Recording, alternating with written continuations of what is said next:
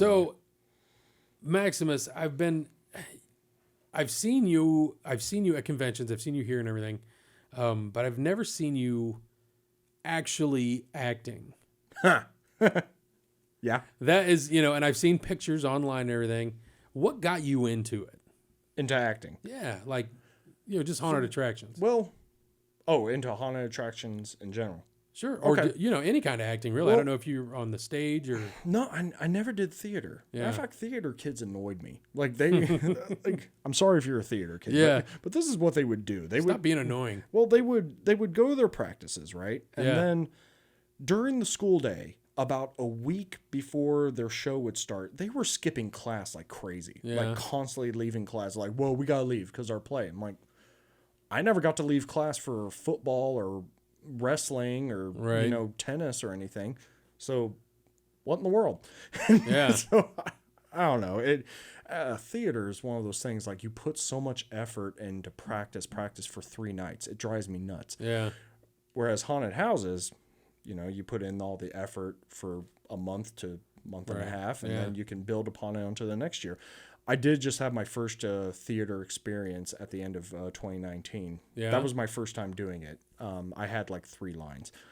But acting and haunt in general, How'd you get into that? well, okay, so I had a home haunt, have one in Springfield. Okay. And I don't know what the official start date of that home haunt is, because I think a local Halloween shop had a Midnight Syndicate CD. And I took it home, took out my CD player out onto the front porch, stuck it in, played it, dressed up in costume, and just waited for the kids to show up and, sometimes charged them, sometimes flinched at them. But, I always had my Midnight Syndicate CD going. Yeah. Right. There you go. My church put on a haunted house in the catacombs. My church is almost 175 years old. Wow. Like 1850-ish, I think, is when it was built. In the basement, catacombs. And the older kids always put on like a fundraiser haunted house and went through. I thought it was amazing. I loved it. I loved it. Like, especially that adrenaline rush you got through after you made it through the first time. And then it went away for some reason. And then when I was in high school, I tried to bring it back. Like, I had a friend that had some lights. I had a friend that had an electric chainsaw. I had costumes I collected.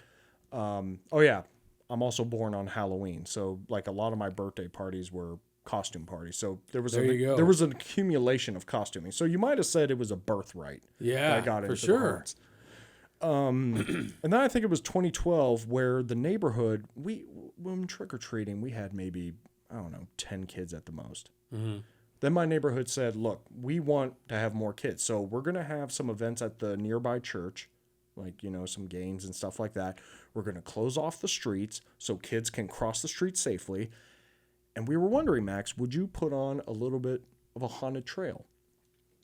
I was like, okay, sure. So I set up some floodlights. I had friends that, put on costumes, and we walked down my backyard and back. That was the beginning of the home haunt. Yeah. It's kind of how it is. At the time, it was unnamed. And so I did that for 3 years. 2015, I moved down to Cincinnati for work. I found a job in the juvenile courts, and I moved down there. And I lived in a condo, so I didn't have a yard anymore. And at that point, I thought, well, why don't I work for a pro haunt? So I'm asking friends, like, what's the haunts in the area? Right. And so I'm looking at all the websites for, there was Mount Healthy Haunted Hall, there was the USS Nightmare, and Dent Schoolhouse. And when I found Dent Schoolhouse's website, I was amazed by it. Like, it was pretty well done website. And then you look online and you find the stories about the Charlie the Janitor, and I just went down that rabbit hole, and I decided to apply and went for it. So 2015 was my first year acting. There was no acting really experience before then. That was just, I put on my home haunt, but right.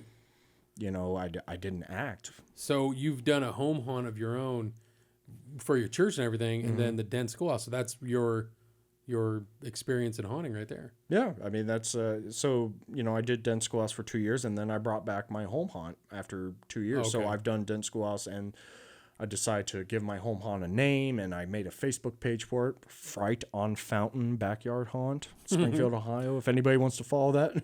Well, there you go. Yeah. And That's so, new. yeah. And, I take some of the things I've learned from Dent and like as far as acting, and I applied it there. But no, it was falling in love with the story at the Dent Schoolhouse. The story, like when you look online at the YouTube videos and everything, you kind of learn about the legend of Charlie, and you get so engrossed into it to where like the building is creepy. It's a kind of a cool building in itself. Yeah. And the story, and you find out what happened to the kids, and the place is haunted, and like it wasn't just a haunted house. You felt like you were actually in a weird thing that happened in history, and that's what I loved about it. Like it felt real, like a real haunted place. And I loved it. And acting there was difficult. Man, acting's hard.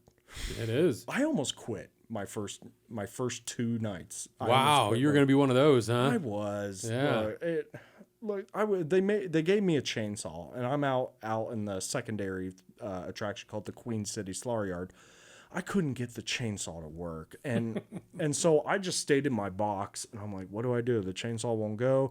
The manager walks by. Now, when the manager walks by, we still have to act on them. Like we can't stop acting. So the manager walks by, Terry at the time, and he walks by my box, and then he looks over his shoulder like, "You're gonna come out, or what's going on here?" Yeah. I'm like, I don't know. Yeah. The chainsaw won't work, and I was exhausted because I'm doing this like a million times, and it just won't go. And I thought I was going to be fired. Yeah. Second night wasn't much better. It was so physically exhausting. Yeah. So like we've at Dent Schoolhouse we've interviewed and hired some new people, and a lot of them I've reached out to them, and a lot of them have asked for advice already. And I wish there was just a way that I could convey to them, like, look, this is going to be harder than you think it is. Yeah. This is physically draining. It hurts and everything. So it's, oh yeah, that's all. I feel like I'm better now. I'm more prepared. Right. You got some years under your belt. A few years. You know what to expect, and